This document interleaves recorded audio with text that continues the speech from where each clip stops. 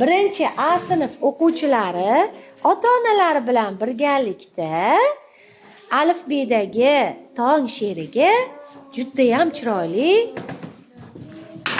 fasllarni ko'rinishini yasab kelishibdi. Bu aylanadi. Mana fasllar esa mana quyosh tepada, quyoshga yaqin bo'lgan yoz fasli. Qish esa albatta quyoshdan uzoqroqda joylashgan bo'ladi. Mana hamma o'quvchilarim ota-onalari bilan birgalikda yasab kelishdi. Mana aylantirsak, fasllar ketma-ketligi har bitta faslni oylari to'g'ri kelar ekan. Har bitta faslda nechtadan oy bor? 3 tadan oy bor. Mana juda ham chiroyli yasab kelishib. Mana aylanar ekan. Mana qaranglar, qanaqa chiroyli. Voy, mana bu globus yasashganini. Haqiqiy globus. Qaranglar, shunaqa chiroyli. Qani, she'rni boshlaymiz.